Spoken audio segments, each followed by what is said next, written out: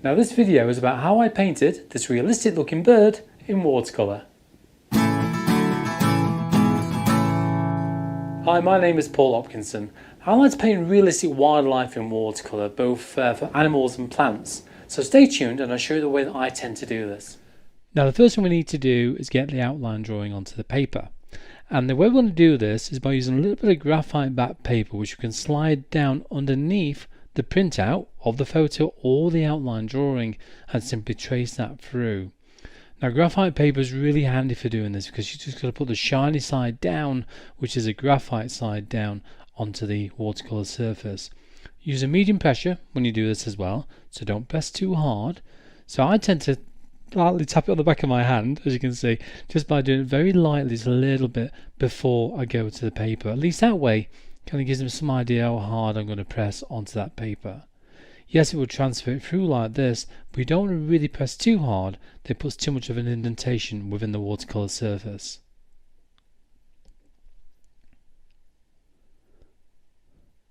So when you remove that, you might have a little bit of kind of surface graphite from the transfer paper, so just use a putty eraser, just kind of tap it and lift it off. Don't rub with it though. Then all we need to do is just massage that pencil into that putty eraser. I've been using mine for probably about a year now, and you can keep reusing it and reusing it and reusing it. Now also click on the subscribe button down below, because when you do that and press that bell icon afterwards, when I release a brand new video for you to watch, you shouldn't miss it. Now masking fluid is one of those things you've got to be a little bit careful of, and I like to, if you're using new paper, kind of test it out on some scrap paper first. Scrap watercolour paper, preferably of the same type you're going to be doing your main painting on. So do that before you even go to the painting with it, just to make sure that when you do peel it off after it's dried after 5 or 10 minutes, that it doesn't damage or tear that paper. So let me give you some idea how I apply the masking fluid to the painting. Now masking fluid is something I use on a regular basis. You've got to be careful masking fluid because it can tear the paper if you're not obviously extra careful with it. Look at the bottom, especially if it's a coloured one like this. Give it a light swirl around, just kind of mix it gradually. Don't shake it vigorously because it'll go all bubbly inside and make it near on impossible to paint with. You can get the back end of a paintbrush and just very lightly swirl it around on the inside of the tub. At least that way around, it's gently mixed and it's ready to apply. Now I use a coloured masking fluid because of the simple fact is I can see where it is. I can see where I put it on the paper. So you can get the white masking fluid or the cream masking fluid as well, which I find difficult to spot, especially those areas where you think you've removed it all after you've done the main surface of painting, and then you're painting over a certain area and there's a little bit left over and you don't realise, and the paint won't stick to the paper and you think, why won't that paint stick to the paper? So remember to remove all of the masking fluid, but I would recommend buying a coloured masking fluid to do this with. So I did this on the inside of the bird, and obviously any thin areas that we've got, at least that way we're ready to kind of apply the background. Let this dry though for probably about 10 minutes or so, and masking fluid goes a little bit tacky to touch when it dries. Now when we paint a bird in watercolour, we've got to think about the background wash colours, and I like to sort of test the colours out on some scrap paper first, something like this lot. So test it out, the same paper you're going to be using for your main painting. So offer that up to the screen, and then you can see if it's the right colour before you make a start. So we've got to think about the colours we're going to use. So we've got the yellow, we've got green, and we've got brown. Okay, so lemon yellow, olive green, and burnt umber. So we're going to add these colours in. Now I want these to be more of a milky consistency. So I'm going to use a pipette, one of these little water droplet thingamabobs, really, really handy to use, and get these that consistency. Now, always make more colour than you think you'll need, especially if you're working on a very large background. At least that way, you're not going to run out of paint halfway through trying to apply it. And if you run out of paint, then you've got to try and quickly mix some more paint up. Meanwhile, obviously the painting is starting to dry on you, so mix more than you think you'll need. Now for wetting the paper, I'm going to use a soft mop brush. It's a really soft bristled brush. I'm going to do this probably applying the water maybe 2 or 3 times to allow that water to soak in between each water application. So you want it to soak into that paper. You don't want it running down the paper like a waterfall, okay?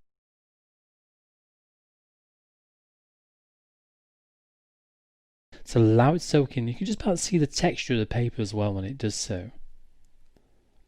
So once it's soaked in that a little bit, we'll start applying the colour. And I tend to go for the lightest colour first. So we'll go for the lemon yellow first of all. And I'm going to scumble this onto the paper. And that's just by using the side of a size, well, this is a size 18 brush, which is quite a big brush for me really.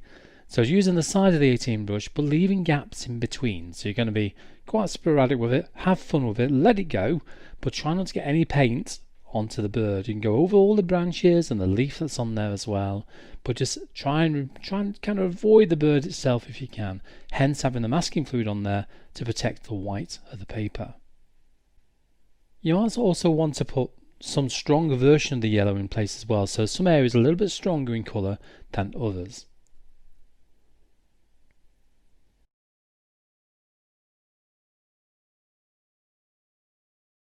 Now for a little bit of olive green. I was going to go for sap green actually, but I think we'll go for olive green on this. I think it's a more of a kind of browny version of green, isn't it? So it's more of a subdued green. It's quite a nice colour actually. I'm going to apply this in the same method by leaving gaps in between, skipping, scumbling, kind of working around the paper, making sure everywhere is still wet. Then we're going to go for the burnt umber. Add that in using the same method again by using the scumbling technique. Then all you need to do then is just kind of fine tune it as you go along. So I'm kind of adding a little bit more here and there. Now when you put a background wash on like this, you can still see it's still wet. But if there's an area starting to dry, quickly pop back up there and just re-wet with a little bit of colour. Now when you remove the masking fluid, you've got to think about how you're going to take it off. Again, I'll go through that shortly with you. But just be very careful and very gentle with it. Don't be too forceful. You can use one of those mask erasers, which is like a hard kind of rubber which you can use to kind of lift off the masking fluid. I've tried one of them. It's not for me, it's not something I like to use, but you might prefer it, so you have to give it a try. But other than that, use a nice dry finger. But let me explain what that's all about. Now when it's bone dry, and I mean bone dry, let it dry at room temperature as well. Don't try and dry it with a hairdryer, because that can cause a masking fluid to sink into the paper and you don't want that to happen. Using a clean finger, clean finger, very lightly rub off the masking fluid off the paper. You can see what I'm doing. I'm trying to work it more towards the inside, from the outside in, from the outside in, from both sides of the item. So in this case for the branch, from the left to right and right to left and so on. And around the bird, from around the outside of the bird into the bird.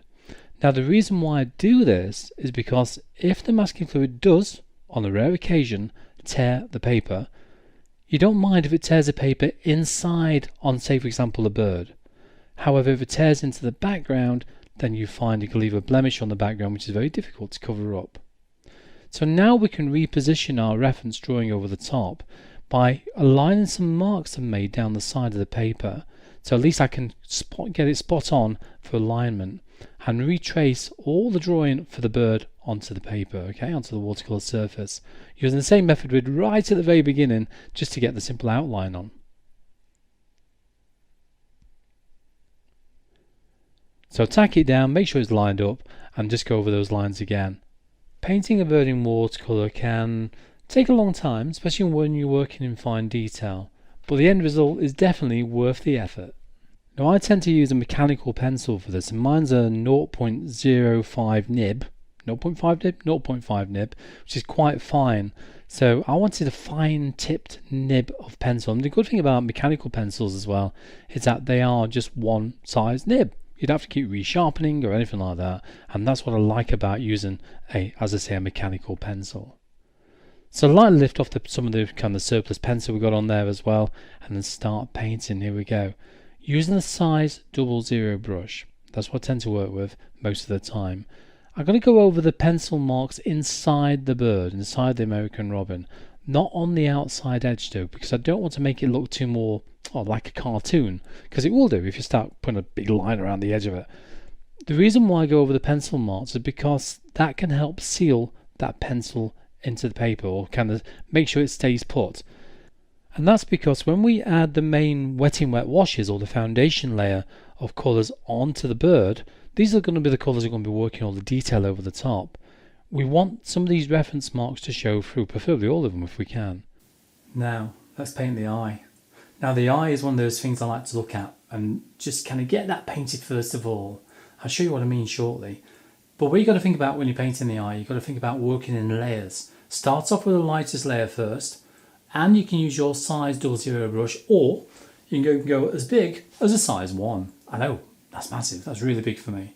So you can work in layers and allow each layer to dry before you put another layer over the top. If you intend on kind of adding another colour into the layer, then do that whilst it's wet. But in order to do that, I suggest what you do, get your brush, whichever one you're going to use, and very lightly wet the iris of the eye, not the pupil, just the iris, and just drop that colour in whilst it's nice and wet, or the 2 or 3 colours, whatever you want to put in there. So think working layers from light to dark, and then once it's all nice and dry, you can at least then, if you want to, just get some kitchen roll and a damp, clean size 00 brush and dampen it, and you can lift off some fine details as well. Just by little tiny dots, keep going over the same area time and time again. Bit of tissue or kitchen roll and dab it. Don't rub it, just dab it once. Okay, that'll pull off a little bit of paint to add some extra texture and interest to the eye. So again, gently outline the eye first of all by using just a very light mixture of a blacky brown colour, and that's lamp black and burnt umber. Then using some burnt umber and some raw sienna, I'm going to put a little bit of colour within the eye first of all, and this is going to be that kind of background foundation wash that we're going to build all the detail up on top of as we go along through the process.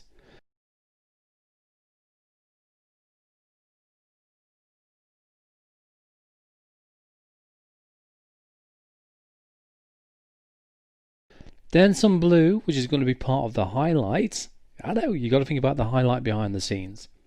So think about these colours behind the scenes, as I say, because you'll be adding the detail over the top, and that's how we're going to work with the feather layers as well.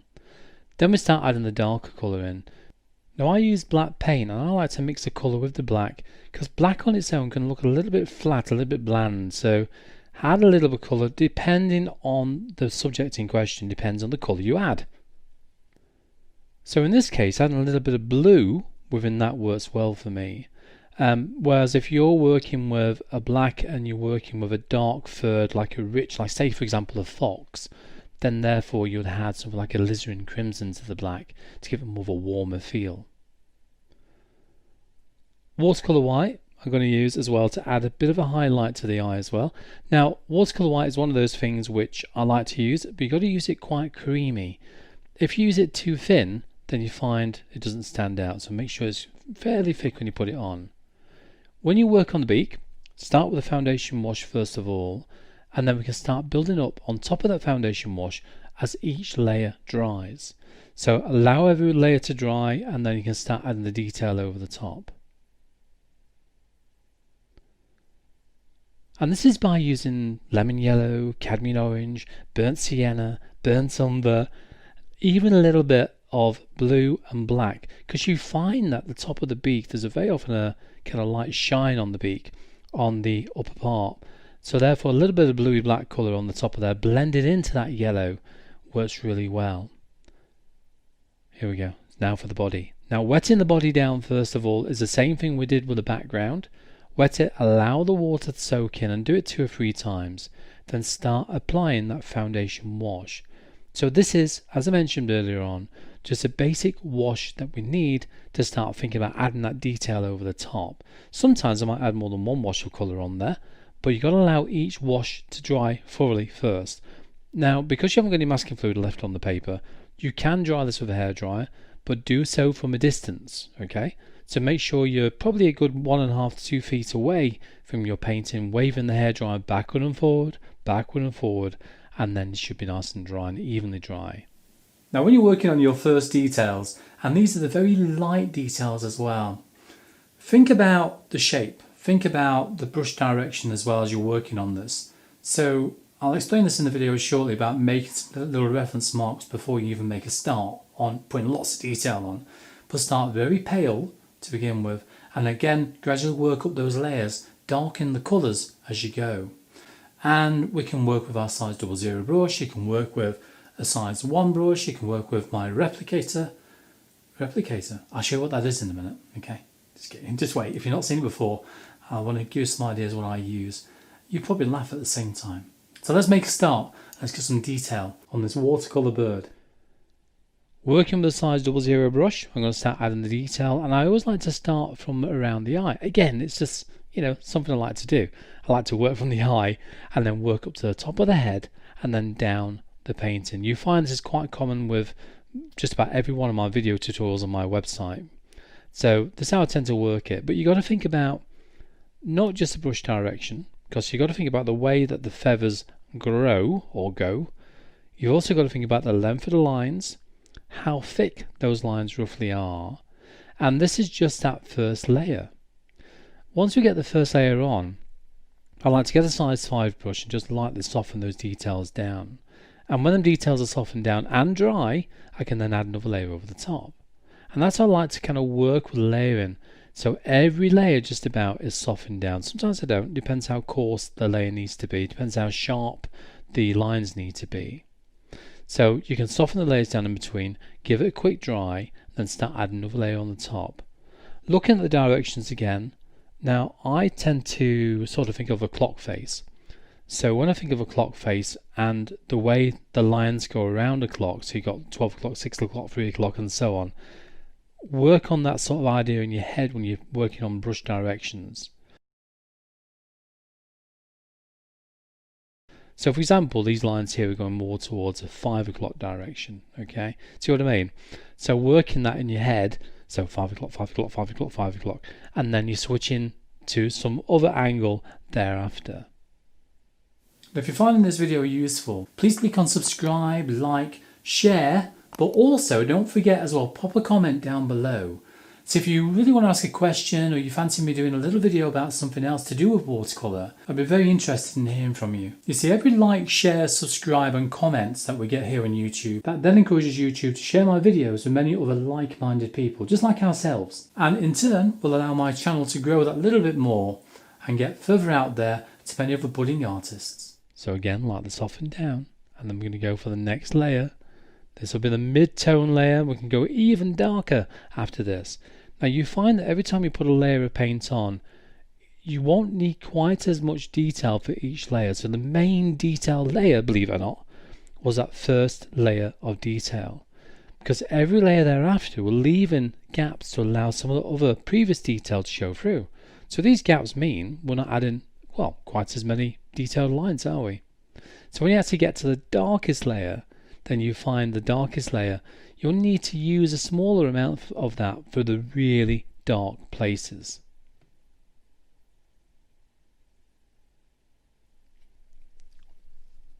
This is also a way you can think about picking out those finer details around the eye as well.